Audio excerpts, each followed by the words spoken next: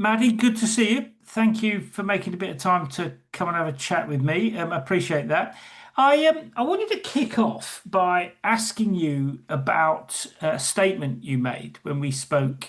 I mean, it's a few weeks back now since we spoke. You said to me, "We're not afraid to say the stuff that others don't say," which I thought that was quite a brave statement. I mean, what do you mean by that? Why is that important in the context of your business?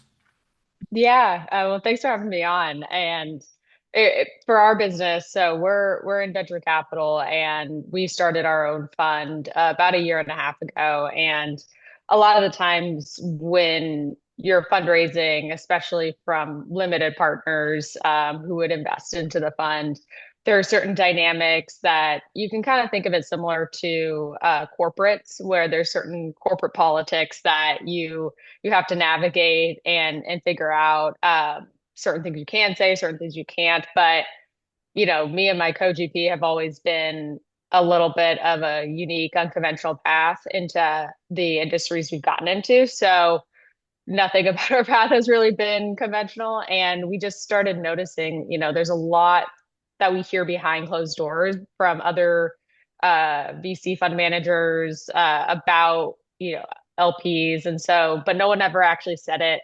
publicly. Right. It was always behind closed doors. And so I always just thought that was silly. If they're going to shun us for saying what's the actual dynamics that are going on in the industry, so be it. I mean, we're already at a point where we're coming in from the outside. So, for example, things that we talk about is, especially in venture right now, a lot of capital has been going into these mega funds. So think Mm. funds that have over 500 million in capital for their funds, and not a lot of diversity in other smaller fund managers. And Right. so the incentives, though, when you do that, is misaligned between the LPs that are investing in a fund and the GPs that are deploying that capital. Usually, you want that aligned so that they're working for the carry when you have companies that exit and do well.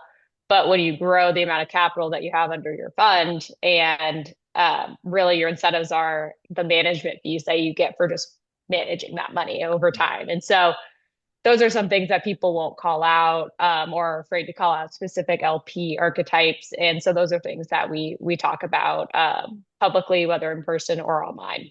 Cool. And I mean, tell me about Daring Ventures. I mean, it's a slightly different approach to some of the other ones I've come across. I mean, give us a flavor of how what's behind the kind of, you're trying to build Daring Ventures. I mean, just give us a flavor of what's your thinking behind that.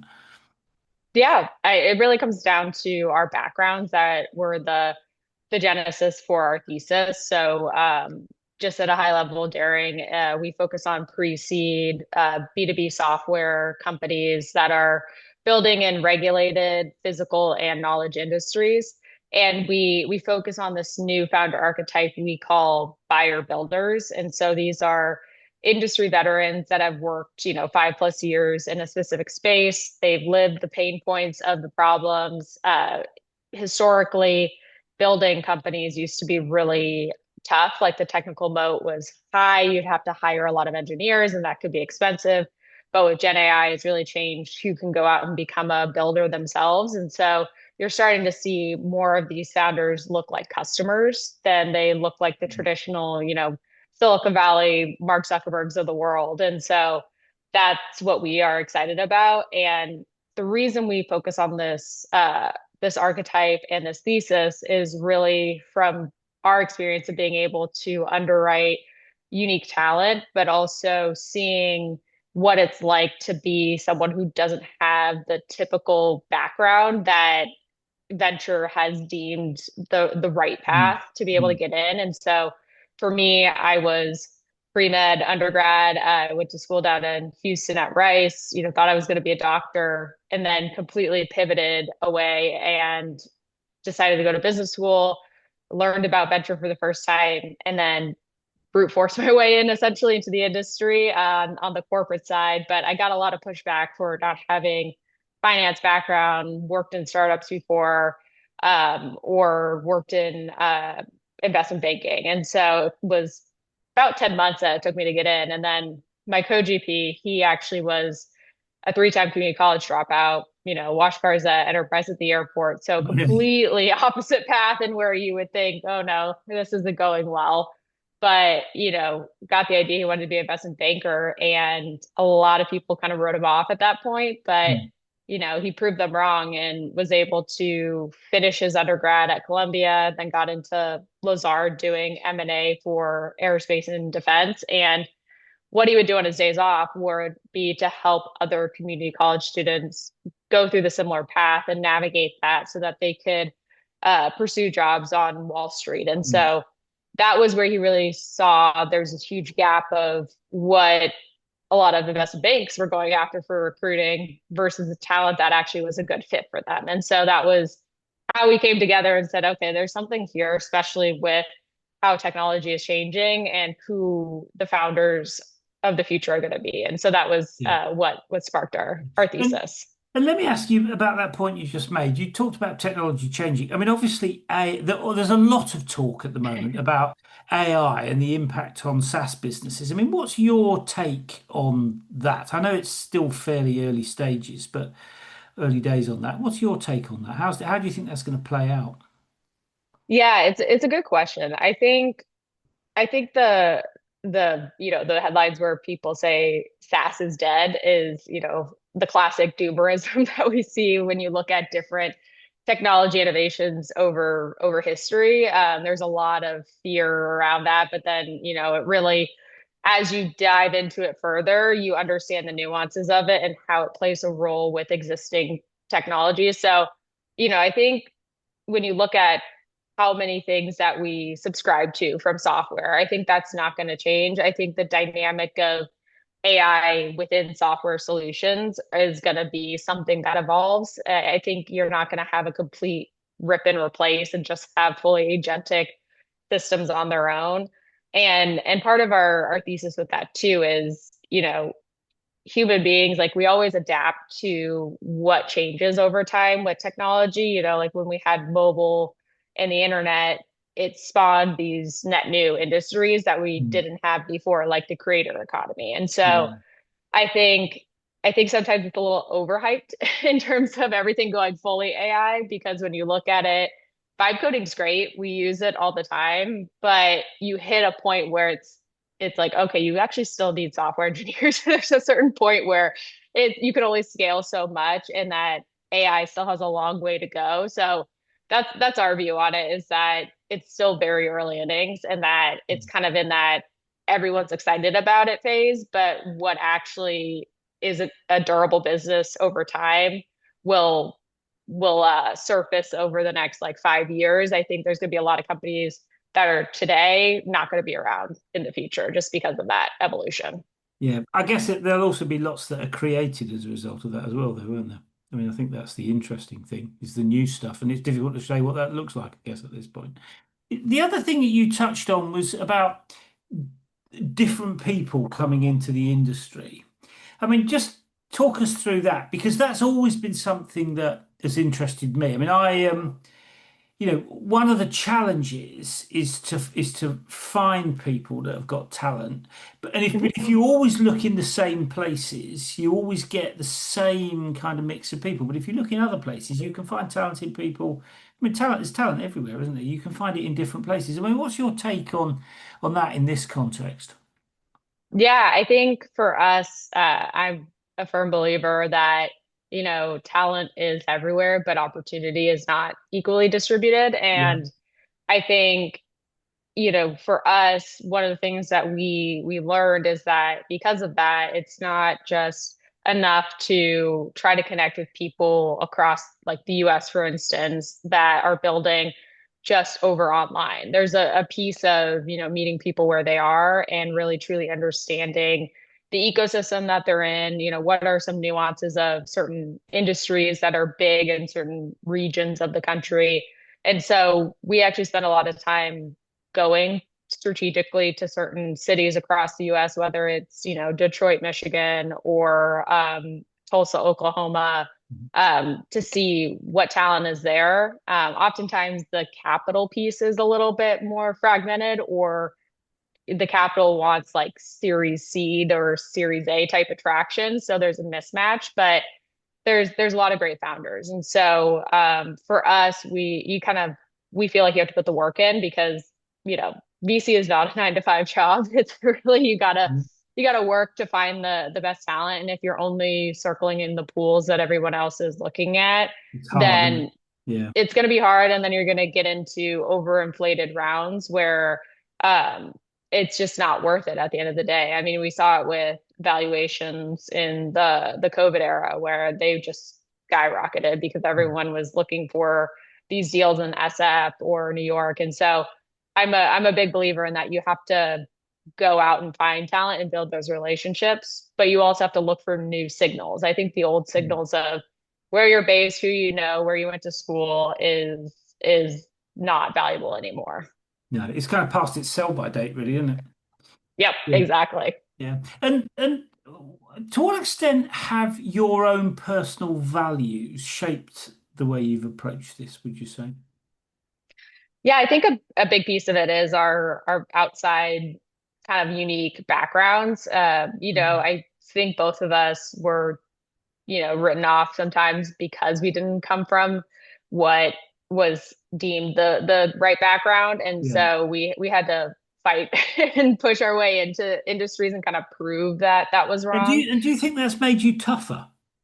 Oh, 100%. Yeah. I think, you have to be able to face rejection, and you have to be able to face a lot of people not getting what you see as potential and what you are bringing to the table. And, it only takes one to really to make that change and like someone back you and believe in you. And so we definitely pay that forward because we both have had that in our own experiences after going through a bunch of like no's, rejections, and wondering if that was actually going to be a path we can go down. And so we definitely try to do that with either founders we talk to. We always try to provide some type of advice or intros, even if we're not investing in them, because we know what it's like when it's even just hard to get to the Yeah. next conversation. Yeah. And what would you say you're building towards? I mean, I get your starting point, as it were. Mhm. Where are you going with this? Because I mean, it's a huge market, Yeah. venture capital, but it's also quite a crowded market, certainly in the US, isn't it? I mean, where are you going with your fund or your business? Yeah, I would say for us, we always want to stay true to the fundamentals of venture. So, there's a lot of firms that start out smaller, so like sub 100 million in assets under management, and that's where we see the most alignment between LPs, fund managers, and then founders. But it also is where you see the best, return Mm. profiles, and so we always want to stay true to that. And so we don't want to grow to like 200 or $400 million fund sizes because we just don't think that makes sense. And so I think one is staying true to that and showing that the traditional way venture is supposed to be and backing outliers and disruptive technologies is what you need to focus on. But I think long term, one of our ideas and where we see really potential value is almost like a internal fund of funds model where Right. there's a lot of the regional focused types of VC firms. They're great, but they only have a certain amount of influence. A lot of times companies will leave, smaller tier two, tier three cities and go to the coast because that's where more of the capital and connections are. And so you're not retaining that talent in those areas. So I think, creating a almost like micro fund model where we're backing managers in specific areas, but then we're on the coast where we can still provide that connectivity. I think that's where we're hoping to really show that there is this talent, arbitrage across the US, and that if you have the right model in place to make that scalable while also retaining talent, um, then that makes a huge difference because I don't think we can only rely on Silicon Valley and Yeah. New York for And all the I think innovation. I think that's a really well made point, actually. And given that that's what you're trying to do, what would you Mhm. say is the kind of crux challenge that you're going to have to overcome to attain that goal? I mean, what is the big thing that's, if you like, standing between you and where you want to get to? Mhm. Yeah, I think a big piece of it is because we're first time fund managers, Yeah. track record is always a thing LPs are wary of. And so I think being able to prove it out with our own initial fund and showing that we're able to spot great talent and that we have a good sense of, finding these hidden gems and this new way of looking for founders prove successful. And then I think being able to show that on a fund manager perspective as well. I mean, one of the things that is great about building right now in venture is that a lot of other first time fund managers, maybe fund two managers as well. It's a very, everyone's trying to help each other out Yeah. and get through Yeah. this process. And so I think being able to translate that not just from founders, but then to fund managers is the real Yeah. hurdle. But I And think, yeah. let me ask you about that because I Mhm, mean I think the point that you've made about finding, as you described it, hidden gems. I mean, I think that's a great approach. mhm, But it seems to me that it's going to take you time to find them. mhm. Then you've got to invest, and they've got to prove, if you like, that they're hidden gems, haven't they? Yep. Because a proportion of them will fall over. So Mhm, there's a sort of a. I think it's a great strategy that will give you a really powerful competitive edge, but not today, if you see what I mean. yeah. I mean, what's your take on the length of time that you're going to have to work at this to achieve that? It seems to me there's a bit Mhm, of time lag between where you are and where you want to get to before you can sort of hold it up and say, look, we've invested in all these little hidden gems. We found them in a different way to everybody else, and we've now got the returns that mhm. we were looking for. You know, I mean, I might be dead by then. Yeah, Yeah, no, I mean, it's a good point. And venture is one of those industries where, that it takes 10 years usually yeah, to return a fund and now even longer because of, private markets, companies staying private longer, secondary markets trying to figure that out. But I think we'll actually, and we've already seen this so far with some of our portfolio companies, the founder archetype that we're going after is more de-risked than the typical founder right, where they were technical. So a lot of these folks, because they come from the industry that they've worked in, they've already done the hard part of building trusted relationships and they right, know how to navigate those systems. So oftentimes at pre-seed, for a very technical founder who may not know as much about the industry but knows it's a problem to solve, they may have an idea and MVP, but not really any customer yeah, commitments yet. But all of the founders we've backed, they've come with a pilot or two or a customer contract, and then a pipeline of folks in there that they're looking to talk with or already in conversations with. And so you already see that need de-risked because they know the problem so intimately and know people who also feel it. And that's actually led to uh, growth that has been faster in terms of right. raising their next round. Okay. It's almost compressed that a bit, which is great to see. Yeah, so what you're saying is it's because they're able to raise the next series, next round quicker. It's actually starting to pay off already, isn't it? Yeah, we've already had most of our portfolio companies have raised their seed because of that, and not because of just preempting with Mm. investors just trying to get in, but genuinely because they need to scale their customer contracts. Yeah. Cool. Let me ask you a bit about building this business that you're in. Mhm. And how do you feel about being the CEO? Yeah, it's a very different role than I've been in before. Building something from scratch is a whole different set of skills than just being part of a team and part of a firm that already has a brand to leverage, especially on the corporate side. So it's really a lot more responsibility and a lot more accountability for you're the one building this. You have to make the decisions, and actually really map it out. And you have to be responsible for when things don't go well. How Mm. do you pivot? How do you adapt? And so it's definitely, I've learned you have to have a short memory in terms of, okay, if that didn't work, like don't lag over it and wallow. Like you have to be like, okay, how can we fix this? I Mm. think having a co-GP is really helpful too because we both bring different skill sets and different perspective. So it's helpful when you're going through the ups and downs of the journey to be able to build. But I would say it's definitely not easy. It's not just from like a pure time commitment put into it, but also emotionally, mentally, it's hard to build and then hard to raise a fund with it. And so you really need to be clear on what your message is, how you're building, what infrastructure and systems you put in place so that you're able to scale with especially a small team because it's just me and my co-GP. So that was something we were deliberate about from the beginning was okay, let's build up the firm infrastructure, the partners, get all of the systems in place so that we de-risk that piece of like going to market once we are fundraising. And so I would say figuring out who the right partners are was a bit of trial and error and which systems to use. But um, that is, part of the part of the growing pains Yeah. of figuring that out. Yeah. I mean, it's like everything, isn't it? I mean, you just got to get on with it, I think. And Yep. as you pointed out, I mean, you learn when things don't work quite the way you thought they would.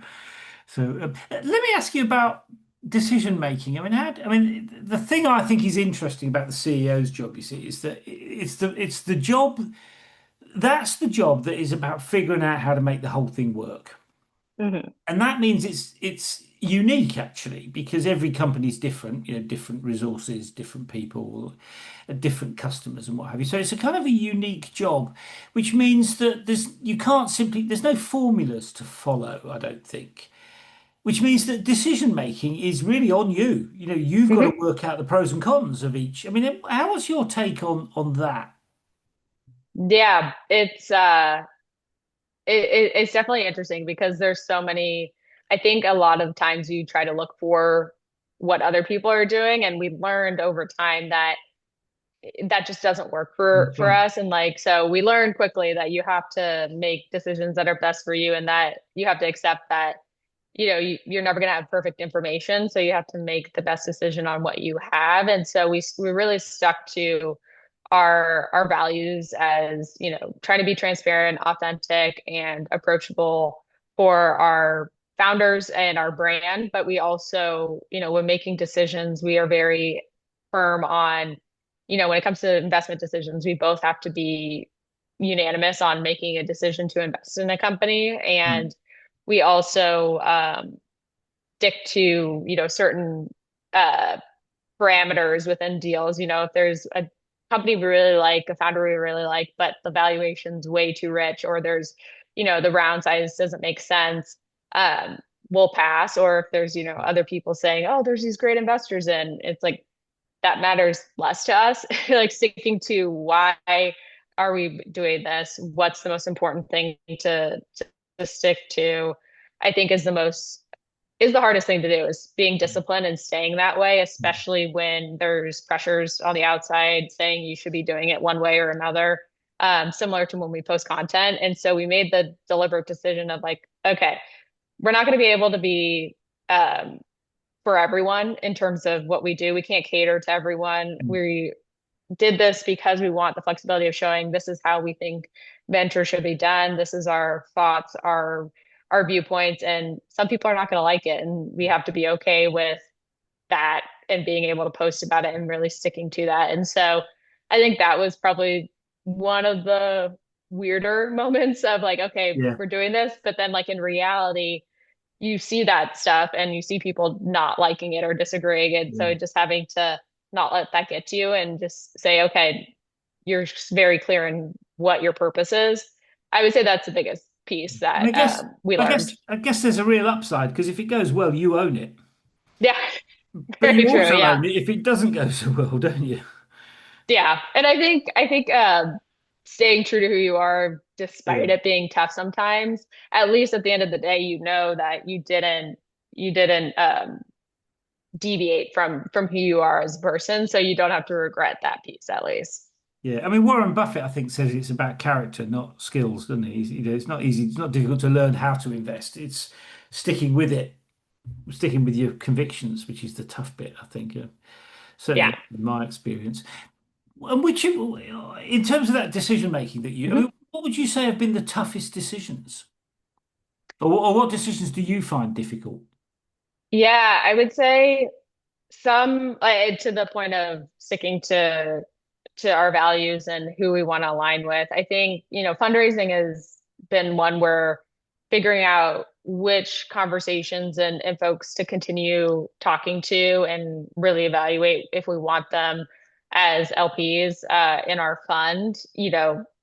It's hard to even like get Mm. the first commitments. And so there are times where you're like, I just want, the capital in, I want the assurance. But if you really have that gut feeling where there's not alignment here, or it's a difficult process, or they just don't seem to get it fully, it's similar to like founders with investors. If you have to try to convince them so much that they weren't believers in the beginning, um, it doesn't matter how much capital they provide, it's just not going to be a Yeah. good fit in the long run. And so I think that's been one of the harder decisions is when there is that pressure and you want to just get the fund closed, sticking to that belief that we can't have people in the fund who are going to potentially be an issue down the road. And because we say that to our founders too. And so I think that's one of the harder decisions we've made. I think also when my co-GP and I disagree on investments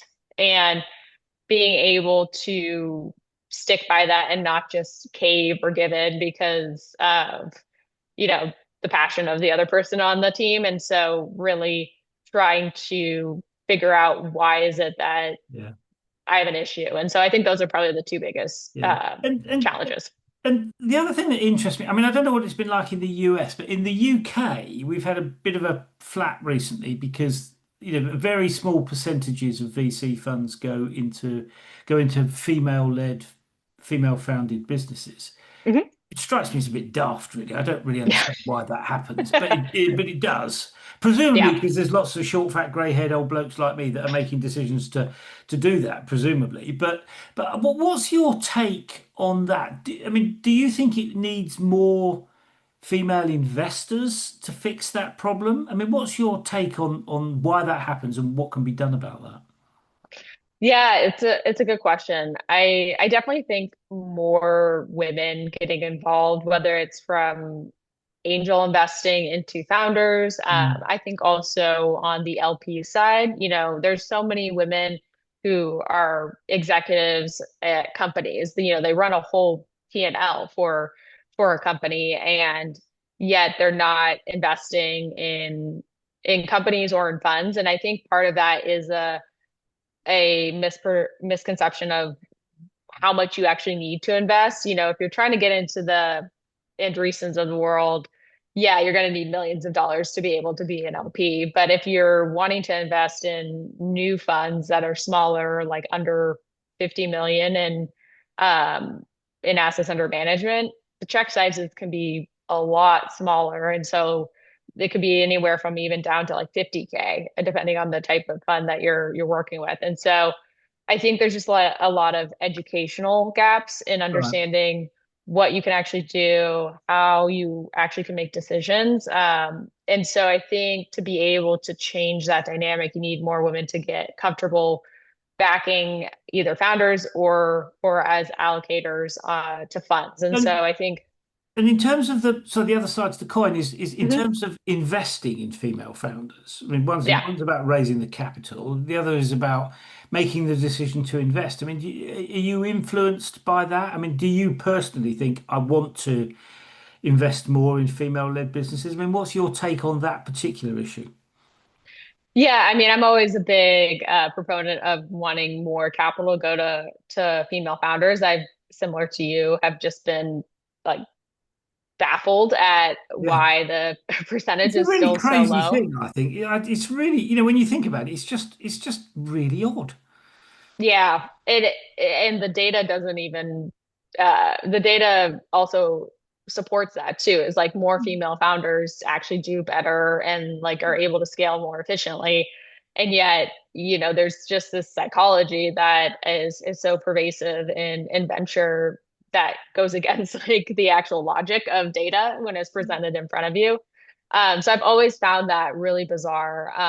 And I think I always would love to invest in more women. I I always put it though through the lens of our founders is based on, their lived experience, what's their right to win in an industry, Mm. and don't want to do it too much of putting people into categories. I think, a lot of the efforts of that in, especially in COVID with like the DEI initiatives, I think were great from like a um concept. I think execution made it tough. In terms of just bucketing it that way, I think it should be more, we should try to get rid of the stigma of like, why are we asking male founders specific questions and female founders other questions? Mm. Like you never ask a male founder, what's your, do you want a family? And like, how you think about that as like a parameter. And so um I try to support as much women as I can and introduce them to other investors, but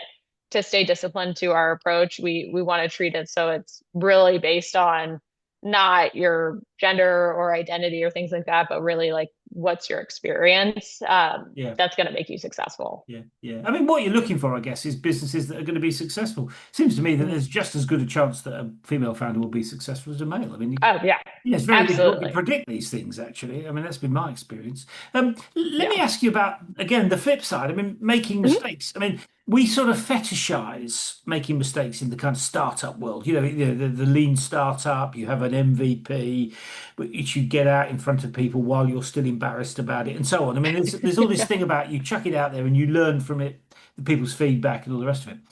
That's fine until you get to the point where actually what you need to do is to deliver things consistently. Once you've Mhm. developed your product, you've got your product market fit, then it's all about not making mistakes, if you see what I Yeah. mean. There's a shift that happens from we can make lots of mistakes and learn from them, and now we're in a situation where we don't want to make mistakes because it'll upset customers, right? And that'll affect revenues.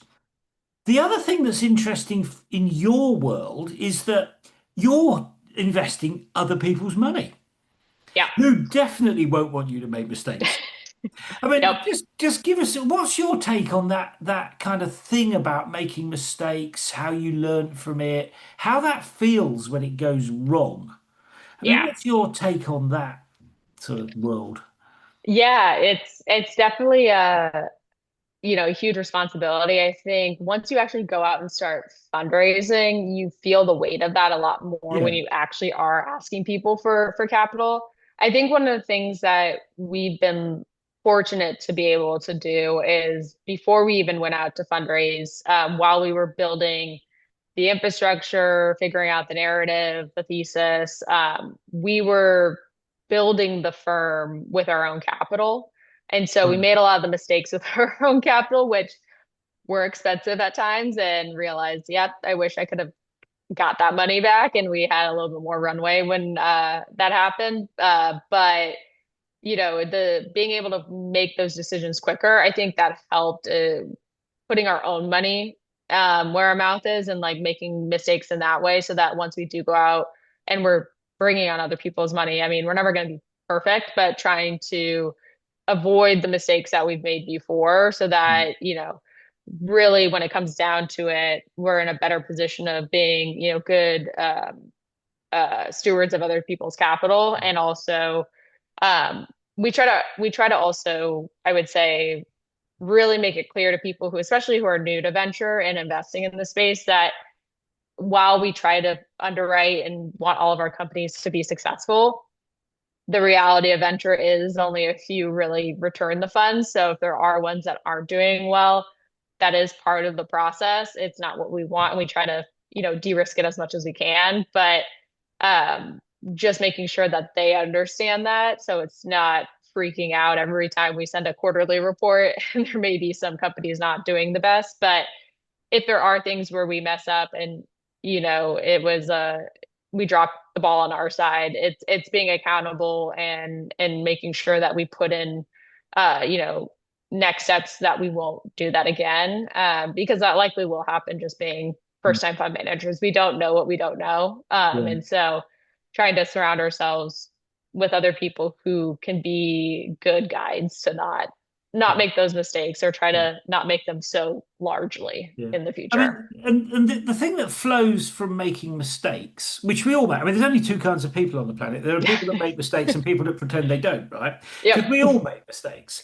But what follows on from that then is dealing with a mistake when it's happened, which is the resilience piece. It's about the ability to adapt, the ability to, if you like, bounce back, to find a new way forward. I mean, what's your take on how you? I mean, I know there's only the two of you at the moment, but as you scale, you'll have other people that will be in that process of dealing with mistakes with you. I mean, what's your take on building resilience? Yeah, it's interesting. I think with resilience, some people are really good at it, like in terms of bouncing back or figuring out a way. Some people it fuels them when they do something, wrong and they need to figure out a way to be better and improve on that. I think others can get swallowed by it or get fearful to make mistakes in the future. And so I think the best way to like try to mitigate that is, having a culture where you're showing rather than just telling and like being like, hey, Mm. when you make a mistake or saying like, yep, that was my bad. This is what I'm going to do to fix it. And making sure that others can see that they can do that too and learning from it and trying to create that environment because it's not always natural, especially like when you go through like school and you go through corporate. A lot of times you're like, okay, I need to make sure that I follow the rules perfectly and I don't want to mess up. And, I think that's the wrong way because it makes people more anxious and it makes them more feeling like the stakes are so high that they can't come back from it. And so I think building that, which is tough to actually do in practice, you have to really be vulnerable and show that side of like, we're not perfect, even if we're more senior folks, we're all gonna make this, mistakes in I our mean, lifetime. the other thing that strikes me, you're looking for people that come from different backgrounds, aren't you? Hmm. And they Yeah. will, by the very nature of the fact they've not gone through what you might describe as more conventional routes, they will have made more mistakes. They will have had more difficult experiences. I mean, presumably is that part of what adds value? Yeah, I think it definitely does. I think there's a fine line in what we say of, chip on their shoulder. A lot of Mm. times it may be because they didn't have that background. A lot of people didn't take them seriously, or they work in a very complex, regulated industry where there's a lot of nuances. So it can be hard for folks who aren't in that space to really grapple with. So it definitely is something we look for because the fact that they keep pushing past that and are like, Yeah. no, I'm very unwavering and this is needs to be done and I'm going to make it happen no matter what is great. You don't want it to be the case that that goes too far where it's like you get cynical and then that just takes away from the motivation to move forward. And so we always try to strike that balance. But yeah, I think it definitely is a factor we look at. Yeah, I mean, it seems to me it's quite a good thing, really. I mean, I've always liked founders that are. I mean, it's that perseverance thing, really. I think is that that willingness to persevere even though times are tough and things have gone wrong. It's the people that make it are the ones that persevere. I mean, one of your famous American presidents said that perseverance is everything. I can't remember which one it was, but I mean, I think that's a very well made point. One more question, and I want to come on to the things you've learned in a second. Mhm. Have you? I mean, one of the things that I think is interesting about building a business is that no 2 days are the same. That was my experience. Yeah. Have you ever had periods when, if you like, the business has sort of stretched beyond your expertise? Have you ever felt that, I'm not, I was about to say that you're drowning, if you see what I mean, but have you ever had situations where you think, God, this is so much going on? I mean, what's your sort of take on those kind of situations? Yeah, I mean, I think constantly that is part of it because it's first time either me and my co-GP have built a company and built a firm and it's very different. And I tell so many people this too who think it looks glamorous to start a fund. I tell them there's a lot more boring, archaic, Mm. manual, unsexy stuff that you have to do for managing a fund that's not Yeah. investing. And so a lot of that could seem overwhelming, especially, when you have to set up your fund entities, and you have to read a bunch of legal docs that, are make no sense or feel overwhelming because it's like, written in legalese, which is could be dense and hard to like read effectively. And so I think there are times where it feels like there's a lot to cover, and how are we going to manage it? And I think some things you have to just be okay with feeling dumb or asking the dumb question and being like, hey, first time doing this, can you help walk me through how to Yeah. do a capital call? You have to be okay with that. And at first that felt weird to me because when you're in a more senior position, I thought going into it that you needed to feel like you should know this, and then realize that causes more headaches and more issues down the line than Yeah. just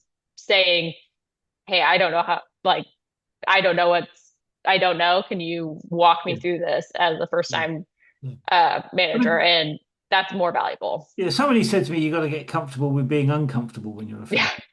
I think Yeah. there's a lot of truth in that, was my experience. Let me ask you about the sort of what you've learned from the journey. So, when you look back over the last few years, I mean, Mhm. what would you say you've learned about building a business or building businesses? Yeah. I would say being very clear and simple in your communication is huge. I think, especially when we were first starting out, we were trying to, I think we were overcomplicating explaining our thesis. And, you want to stand out and you want it to be unique. But I think sometimes that can be at the detriment of just overcomplicating things and making it Mm, confusing or too abstract. And so there were times where we, would go to happy hour networking events, test out our thesis or a version of it. And sometimes it landed. Sometimes you got deer in the headlights looks. And so you realize, okay, I need to go back to the drawing board. And so over time, we went through this arc of trying to either McKinseyify it, and it was just way too similar to just everything else. And then we went the other way where it was like way too casual. And then we finally were like, what is it that we actually want to say?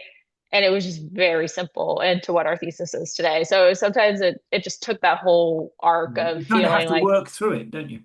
yeah, exactly. And that simple does not mean that it's not a good thesis. It's just simple means it's relatable and other people can understand it. That's the most effective way to get your thesis and your messaging across is if people can remember it and then also say it to other people. So I think that's one of the biggest lessons. Another one is um, and I think it seems obvious, but until you do it in practice, is this there's no quick wins in business. Like anything that's offering a quick win is usually not real or there's something No. sketchy going on. There's never there's more underneath the surface. And so being comfortable with the uncertainty and just the mundaneness of repetitive processes day to day. Like there's stretches of time where it feels like nothing's going on or you don't know, what if things are moving forward or progressing, but you just have to stay disciplined with it because there's times where you think, oh, maybe I should be doing something else or why isn't this working? And it may be working. It's just boring and it's repetitive. So you won't see the actual impact until a month or two later. And Mm, so being patient in that yeah. way too, I I mean, think, yeah, is important. that's a really important point. I mean, a female founder that I know said to me, she said, it's just like having a baby. It just takes 9 months. That's just the way Yep. it is. It takes 9 months. There's not a lot you can do about it. And I Yep. thought that's a really well-made point, actually. Things just do take time. I mean, I don't know an entrepreneur that wouldn't say, I'd like it to go faster. Everyone Yeah. wants for it to happen faster, but sometimes it doesn't. I mean, Yeah. and to come back to the decision making thing, what would you say you've learned about making decisions? Would you say you're a better decision maker as a result of what you've been doing?